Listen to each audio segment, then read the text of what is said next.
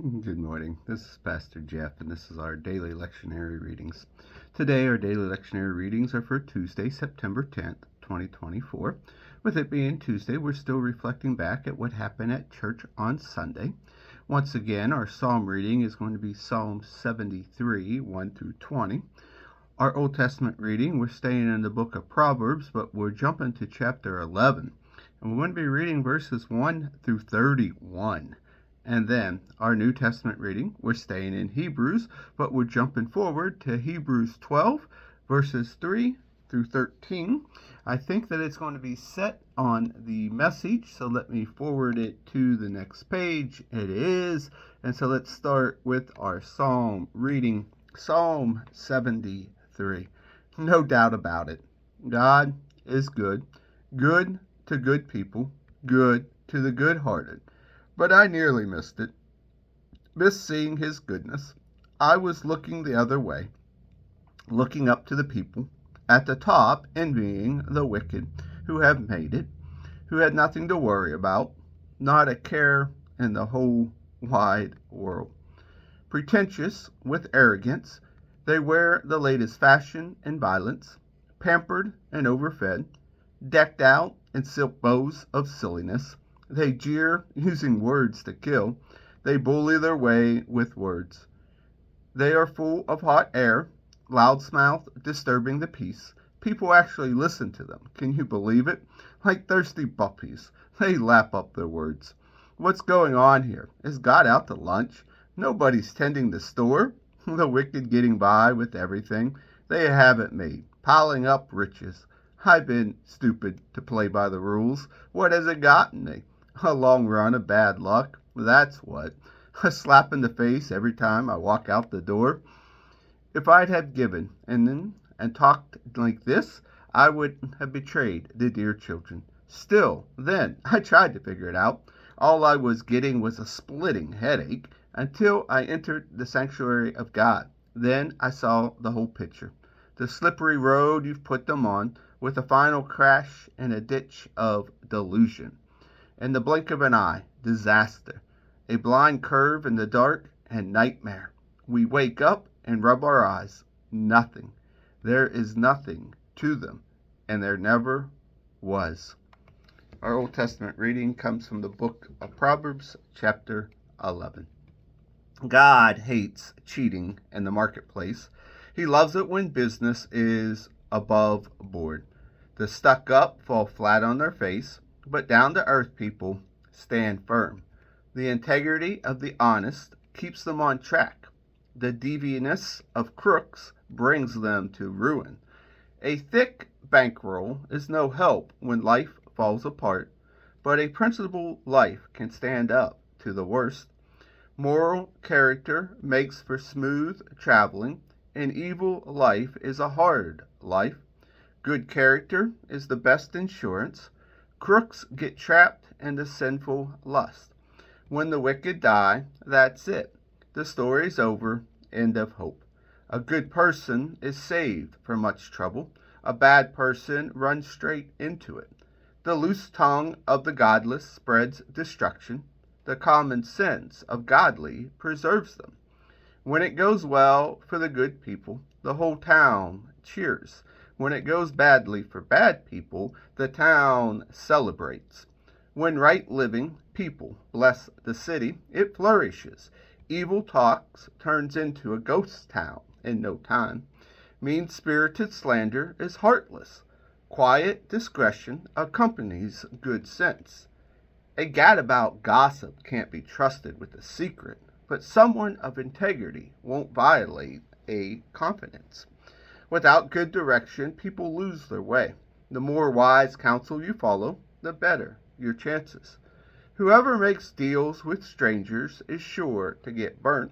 If you keep a cool head, you'll avoid rash bargains. A woman of gentle grace gets respect, but men of violence grab for loot. When you're kind to others, you help yourself. When you're cruel to others, you hurt yourself.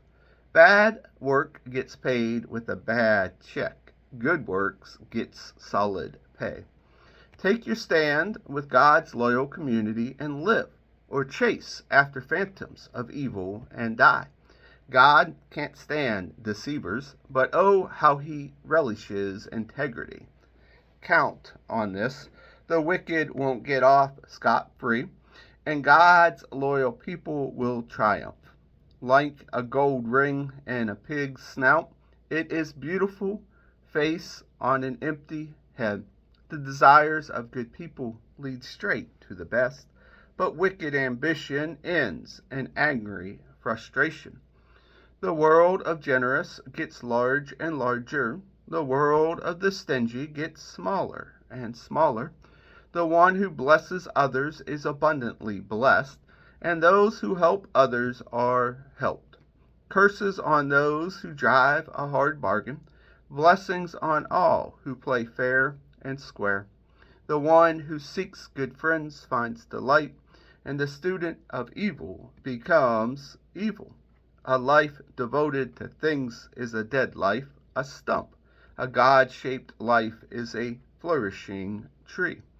Exploit or abuse your family and end up with a fistful of air.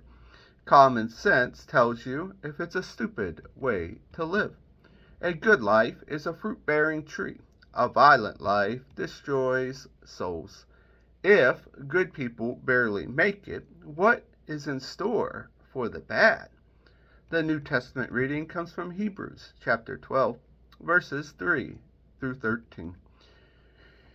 Do you see what this means? All these pioneers who blazed the way, all these veterans cheering us on.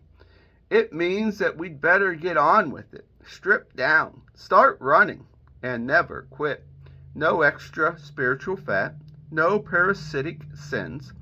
Keep your eyes on Jesus, who both began and finished this race that we are in. Surely, how he did it, because he never lost sight of where he was headed, that exhilarating finish in and with God. He could put up with anything along the way, cross, shame, whatever, and now he's there, in the place of honor, right alongside God. When you find yourself flagging in your faith, go ahead, start over, that story again, item by item, that long litany of hostility he plowed through. That will shoot adrenaline into your souls. In this all-out match against sin, others have suffered far worse than you, to say nothing of what Jesus went through, all that bloodshed. So don't feel sorry for yourself, or have you forgotten how good parents treat children, and that God regards you as his children? My dear child, don't shrug off God's discipline, but don't be crushed by it either. It's the child he loves that he disciplines. The child he embraces, he also corrects. God is educating you. That's why you must never drop out. He's treating you as dear children. The trouble you're in isn't punishment, it's training. The normal experience of children. Only irresponsible parents leave children to fend for themselves. Would you prefer an irresponsible God? We respect our own parents for training and not spoiling us, so why not embrace God's training so we can truly live? While we were children, our parents did what seemed best to them, but God is doing what is best for us, training us to live God's holy best, and at the time, discipline isn't much fun. It always feels like it's going against the grain. Later, of course, it pays off big time, for it is well-trained who find themselves mature in the relationship with God. So don't sit around on your hands. No more dragging your feet. Clear the path for long-distance runners so no one will trip and fall, so no one will step in a hole and sprain an ankle. Help each other out and run for it. And that ends our readings for the day.